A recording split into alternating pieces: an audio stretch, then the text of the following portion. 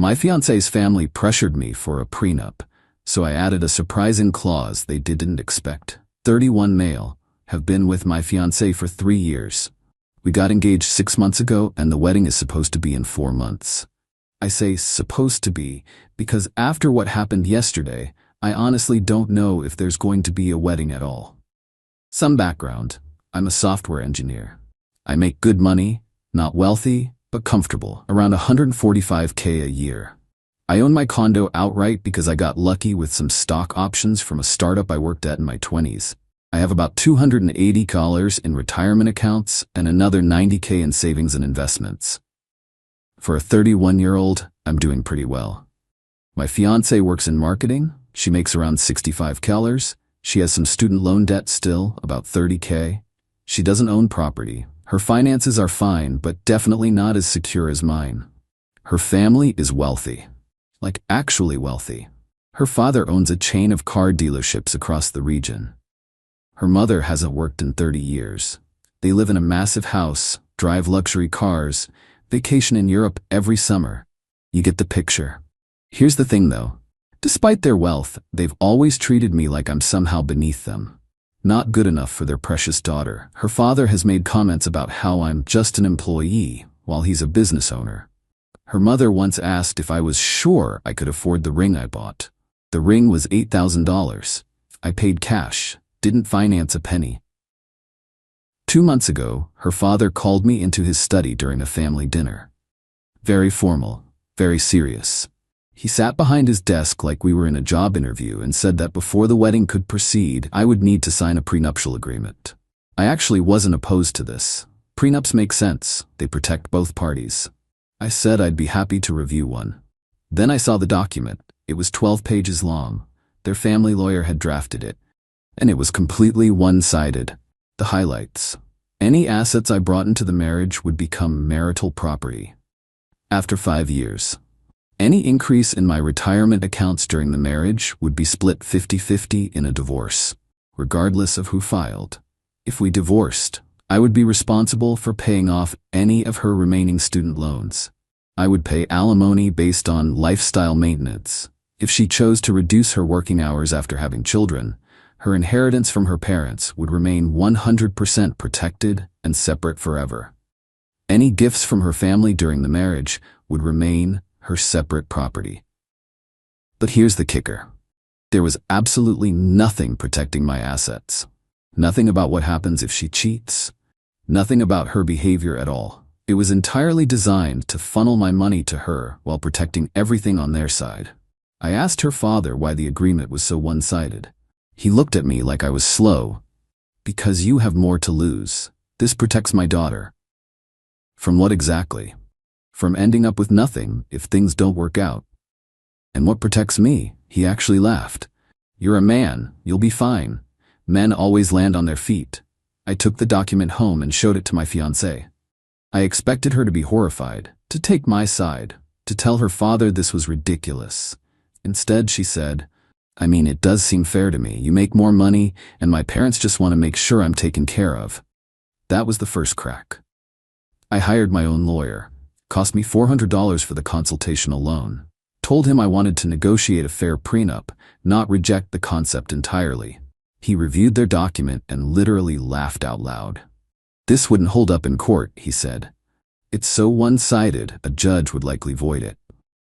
But more importantly, do you really want to marry into a family that thinks this is acceptable? Good question. My lawyer drafted a counterproposal. It was actually fair. It protected both of our premarital assets equally. It had reasonable provisions for alimony. It addressed what would happen in various scenarios, including job loss, disability, and children. And yes, I added an infidelity clause. The clause stated that if either party engaged in infidelity during the marriage, they would forfeit their claim to 75% of the marital assets they would otherwise be entitled to, plus pay the other party $50,000 in damages. Either party. It applied to both of us, completely equal. We scheduled a meeting at her family's lawyer's office to review both documents. Her father insisted on being there. Her mother came too, dressed like she was attending a society luncheon. My fiancée sat next to me, but somehow it felt like she was on their side of the table. The lawyer went through my counter-proposal point by point. Her father was nodding along, looking smug, probably thinking he could pressure me into abandoning most of it. Then the lawyer got to the infidelity clause. He read it out loud. In the event that either party engages in marital infidelity, defined as romantic or sexual relations with a person outside the marriage, the offending party shall forfeit 75% of their marital asset claim and pay the non-offending party $50,000 in damages. Her father's face went from smug to confused to something I can only describe as panicked. That's not standard," he stammered. "Actually, infidelity clauses are increasingly common in prenuptial agreements," my lawyer said calmly. Her mother jumped in. "This is outrageous. You're accusing our daughter of being a cheater before you're even married." "I'm not accusing anyone of anything. The clause applies to both of us equally. If I cheat, I pay her. If she cheats, she pays me. Fair is fair." My fiancée was staring at the table. Not at me. Not at her parents. Just at the table. Her father stood up so fast his chair scraped against the floor. "We're not signing this. This is insulting to our family." "Then, I guess there's no prenup," I said. "Which means there's no wedding, because you made the prenup a condition of the wedding, remember?" The room went silent. My fiancée finally looked at me. "Can we talk privately?" We stepped into the hallway. "Why would you put that in there?" she asked. "Why wouldn't I? You want me to protect you financially. I want to protect myself from betrayal. Both are reasonable. But it makes it seem like you don't trust me." "Your father's prenup made it seem like you don't trust me. Actually, it made it seem like you expect me to fail. Where was your concern about trust then?" She didn't have an answer. We went back into the room. Her father had apparently been conferring with the lawyer because he immediately said, "We need time to review this. We'll reconvene next week." That was yesterday. My fiancée barely spoke to me on the drive home. She went to bed early. This morning she left for work without saying goodbye. Her mother has already texted me 3 times, calling me controlling and paranoid and saying I've shown my true colors. I don't know what's going to happen. Part of me thinks this is the end. Part of me thinks this was a necessary test that revealed something important. What I do know is that I'm not signing their one-sided agreement. And I'm not removing the infidelity clause from mine. If that makes me the bad guy, so be it. Update 6 days later. So a lot has happened since my original post. Thank you to everyone who said I wasn't crazy.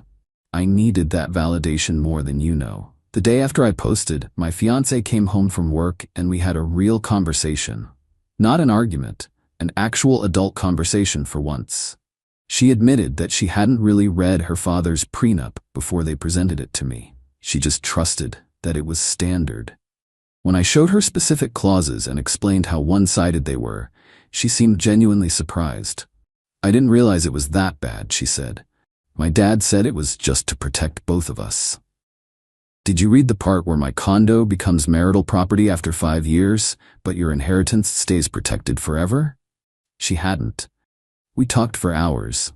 By the end, she agreed that her father's prenup was unfair and that my counterproposal was actually reasonable. She said she'd talk to her parents and get them to calm down. I thought things were looking up. Then her father got involved again. Instead of calling me directly like a normal person, he went behind my back. He started calling my parents, telling them that I was being difficult and sabotaging the wedding and that I had trust issues that were going to ruin their daughter's life. My mom called me confused and worried. "Is everything okay?" Her father said, "You're refusing to sign legal documents and threatening to call off the wedding?" I had to explain the entire situation from scratch. My mom, bless her, immediately understood. "So he wants you to sign something that only protects her, and when you asked for equal protection, suddenly you're the problem?" Exactly. But her father wasn't done. He showed up at my condo, unannounced, on a Tuesday evening. Just rang the doorbell like we were old golf buddies. My fiancé wasn't home yet. It was just him and me. "I think we got off on the wrong foot," he said, trying to sound friendly. "I think you tried to get me to sign a document that would have financially destroyed me in a divorce." "That's not. Look, I'm just trying to protect my daughter." "From me specifically? What exactly do you think I'm going to do to her?" He didn't have a good answer for that. He stumbled over some words about just in case. And you never know what happens, and planning for the worst. Then he made an offer. What if we remove some of the clauses you objected to? We can make it more balanced, but you have to remove that infidelity thing. It's offensive to my family. Why? What do you mean why? It implies my daughter would cheat. It implies either of us could cheat. I'd be bound by the same clause. But you're a man. It's different. I actually laughed. How is it different? Because, he trailed off, because you think it's more likely she'll cheat than I will? His face went red. That's not what I said. Then why does the clause only bother you in one direction?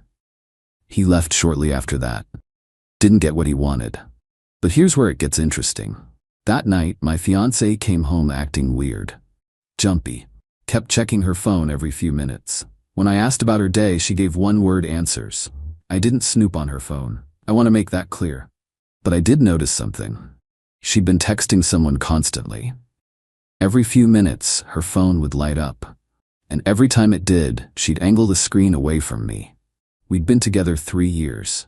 She'd never done that before. I decided to do something I'm not proud of. I pretended to fall asleep on the couch while watching TV. Around midnight, she went to the bathroom and left her phone on the charger in the bedroom. I looked. The messages were with her college roommate. Someone I'd met maybe twice at group dinners. The conversation was mostly venting about me, about the prenup situation, about how stressed she was. But there was one exchange that made my blood run cold. Her roommate, "Have you told him about what happened last year?" My fiancé, "No. And he can never find out. That's why my dad is so freaked out about the infidelity clause." Her roommate, "That's why?" Girl, my fiancé, "It was one time, and we weren't engaged yet. It doesn't count." Her roommate, "If it doesn't count, why are you so scared of him finding out?" My fiancé, "Because he'd leave me, and my dad would kill me for blowing this." I put the phone back exactly where I found it. I went back to the couch. I didn't sleep for the rest of the night. The next morning I acted completely normal. I needed time to think. So let me get this straight. Her father pushed an aggressive one-sided prenup. He freaked out specifically about the infidelity clause. And apparently something happened last year that would make that clause very relevant. I don't have proof of anything concrete, just a text conversation that could mean several things. But combined with her father's bizarre insistence that the infidelity clause was offensive, it paints a picture I don't like. I've contacted my lawyer again. I'm not confronting anyone yet. I need more information before I blow up my entire life. But I'm starting to think the prenup drama was never about protecting her from me. It was about protecting her from the consequences of something she already did. More updates when I have them. Update 2, 8 days later. Alright, here's everything. It's been over a week of hell, but I finally have the full picture, and this chapter is closed. After seeing those texts, I knew I needed more information before making any moves. I couldn't just accuse my fiancé of cheating based on a vague message about what happened last year. So I did some digging. Not proud of all of it, but here we are. First, I casually asked my fiancé about that time frame. "Hey, remember last spring when you went to that conference in March? That was right before my birthday. Right?" She got tense immediately. "Yeah, why?" "Just trying to remember the timeline of things. Feels like so long ago." It was boring.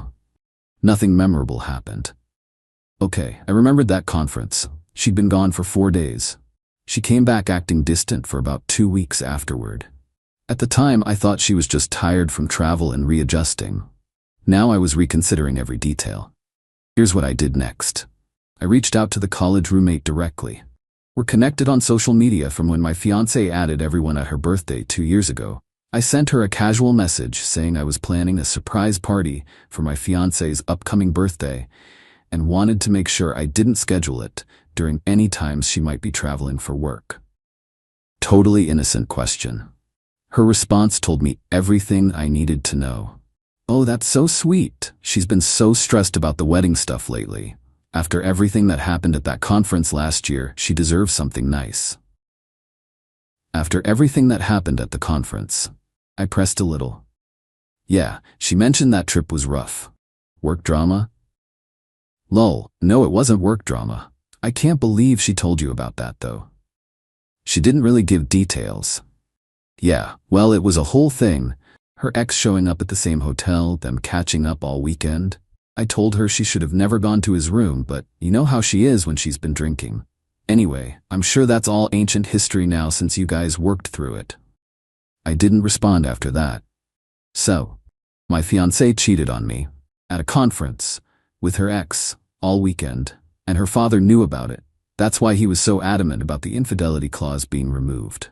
He knew that if we got married and I ever found out, I'd have legal recourse to protect myself. The entire prenup ambush wasn't about protecting her financially. It was about making sure I couldn't touch their precious money if I discovered what she did and divorced her for it. I sat with this information for 2 days. Didn't confront anyone. Didn't change my behavior. Just processed and planned. Then I made my move. I contacted my lawyer and told him everything. He said the prenup was basically dead anyway since they refused to sign my version, but that I should document everything in case the relationship ended badly and they tried to come after me for anything. I scheduled another meeting at the family lawyer's office. Told my fiancée it was to work things out and find a compromise everyone could live with. She seemed relieved. Her father was practically giddy when he heard. The meeting was 3 days ago. We sat in the same conference room as before. Her parents, her, me, both lawyers. Same seating arrangement. Her father had this satisfied look like he'd finally won. He started immediately. I'm glad you came to your senses. My lawyer has prepared a revised version that should work for everyone. The new prenup had removed some of the more egregious clauses, but still didn't have an infidelity provision. Still one-sided? Just less obviously so. I let the lawyer read through the whole thing. All 12 pages of the revised version. When he finished, everyone looked at me expectantly. Before I respond to this, I said calmly, I have a question. Of course, her father said, all smiles now. What happened at the conference last March? The room went dead silent. My fiancé's face drained of color. Her mother's smile froze. Her father's eyes went wide. I don't know what you're talking about, my fiancé said quickly. Really? Because your college roommate seemed to think it was common knowledge. Something about your ex showing up at the same hotel? You spending the weekend in his room? Ringing any bells? Her father stood up. This meeting is over. No, I think this meeting is just getting started. I stayed seated, completely calm. See, I finally understand why you were so desperate to get that infidelity clause removed. It wasn't about protecting your daughter's dignity. It was about protecting her from the consequences of something she already did. My fiancé started crying. It was one time. We weren't even engaged yet. I was going to tell you eventually. When exactly? After we were married? After you had legal access to half my assets, regardless of what you'd done. It didn't mean anything. Then why hide it for over a year? Why have your father draft a prenup specifically designed to shield you from being held accountable for infidelity? Her father jumped in. Now wait just a minute. I didn't know about any of that when I drafted the prenup. Your daughter literally texted her friend saying my dad is freaked out about the infidelity clause because of what happened. So either you're lying right now or she was lying to her friend. Which one is it? They looked at each other. Neither spoke. Here's what's gonna happen, I said, standing up. There is no wedding, there is no prenup, there is no us. We're done. My fiancé grabbed my arm. Please, we can work through this. Couples survive infidelity all the time. Couples who are honest with each other might. But you weren't honest, you actively hid it from me for over a year. Your whole family helped hide it. You manipulated me while I planned a future with someone who didn't exist. Her mother finally spoke. You're throwing away 3 years over one mistake? I'm walking away from people who think it's acceptable to deceive me and then draft legal documents to protect themselves from the deception. That's not a mistake. That's a strategy. I headed for the door. Her father tried one last thing. If you walk out of here, you're making an enemy. I know a lot of people in this area, business owners, lawyers, people who can make your life very difficult. I turned back to face him. You're threatening me? Right now? After everything your family just put me through? I'm just saying, think about what you're doing. I've thought about it plenty. Good luck explaining to your business associates why your daughter's engagement ended. I'm sure she cheated and we tried to cover it up with a predatory prenup. We'll play great at the country club." His face turned purple, but he didn't say anything else. I walked out. My now ex-fiancée has called me probably 35 times since then. I haven't answered once. Her texts have ranged from apologetic to angry to desperate and back again. "You're ruining my life over ancient history. It was before we were engaged, technically. You were barely paying attention to me back then anyway, so maybe it's your fault. My father's going to make you regret this. Please, can we just talk? I love you." Classic. Somehow it's still my fault even though she's the one who cheated and lied about it for over a year. Her mother sent a long email about how I'm giving up on love over pride, and how every relationship has secrets, and how I'll regret this when you're alone at 40. I don't think I will. Here's where things stand now. I'm out. Completely. I called the venue and canceled my half of the deposits. Lost about $3,000, but honestly worth every penny. I've told my family the whole truth, and they're completely supportive. My mom said she never liked the way her father looked at me anyway. My dad said he's proud of me for having self-respect. My lawyer is keeping everything documented in case her father actually tries to follow through on his threats. So far, it's been quiet on that front. Probably because he knows he has no leg to stand on, and any public fight would just spread the real story further. I'm not going to pretend I'm fine. 3 years is a long time. I thought I was going to marry this woman. I thought her family would become my family. I had imagined holidays and kids and growing old together, but I'd rather be alone than be with someone who lies to my face while their father drafts contracts to protect the lie. The irony is her father was right about one thing. I did need protection going into this marriage, just not from divorce, from them. To anyone reading this who's dealing with something similar, trust your gut. If someone's family is pushing an unfair agreement, ask yourself why. And if they freak out when you ask for equal terms, there's probably a reason they don't want you to have them. Thanks for following along. I'm gonna be okay. Eventually.